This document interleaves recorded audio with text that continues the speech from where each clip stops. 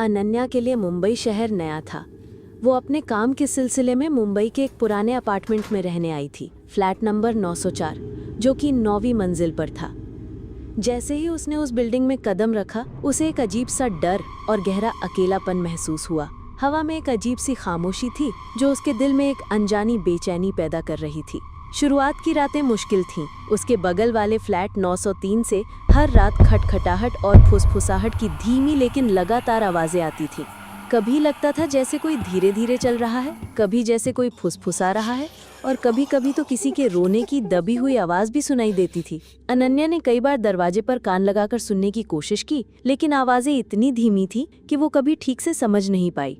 एक दोपहर जब अनन्या अपनी बालकनी में खड़ी थी तो 903 का दरवाज़ा खुला और एक अधेड़ उम्र की महिला बाहर निकली। उन्होंने अनन्या को देखा और एक फीकी मुस्कान के साथ कहा, नमस्ते, मैं मल्होत्रा, फ्लैट 903 से। अनन्या ने राहत की सांस ली। नमस्ते, मैं अनन्या, उसने जवाब दिया। मल्होत्रा आंटी ने उसे अपने फ्लैट पर चाय पर बुलाया। अंदर का माहौल अजीब था। फ्लैट में पुरानी चीजें बिखरी पड़ी थीं और हवा में एक अजीब सीलन और पुरानी यादों की गंध थी। चाय पीते हुए मल्होत्रा आंटी ने कहा, तुम 904 में रहती हो? उस फ्लैट में पहले भी एक लड़की रहती थी, बिल्कुल तुम्हारी उम्र की, वो भी अकेली थी। अनन्या ने पूछा, क्या हुआ उसे? मल्होत्रा आंटी ने एक लंबी सांस ली।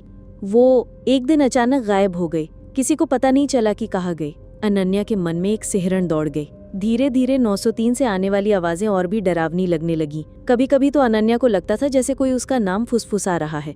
एक दिन उसने बिल्डिंग के चौकीदार से मल्होत्रा आंटी के बारे में पूछा। चौकीदार ने हैरानी से उसे देखा और कहा, मल्होत्रा आंटी? वो तो कई साल पहले उसी फ्लैट 903 में आग लगने से मर गई। वो फ्लैट तो तब से बंद पड़ा है मैडम।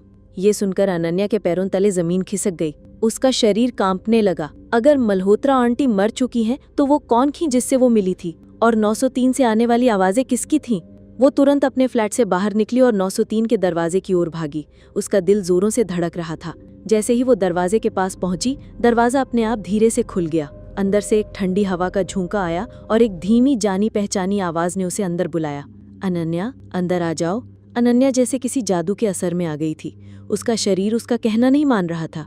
वो धीरे धीरे उस अंधेरे रहस्यमयी फ्लैट के अंदर चली गई। जैसे ही वो अंदर पहुंची, फ्लैट का दरवाजा एक तेज आवाज के साथ बंद हो गया। अनन्या ने पलट कर देखा तो दरवाजा बंद था और दीवार पर टंगी एक पुरानी घड़ी की सुइयां उल्टी दिशा में तेजी से घूमने लगी थी, मानो समय पीछे जा रहा हो, उस अकेलेपन की ओर जहां से कोई कभी वापस नहीं लौटा।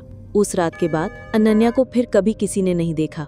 904 में फिर से एक नया अकेलापन छा गया था और 903 से आने वाली फुसफुसाहटें अब शायद किसी और को बुला रही थीं।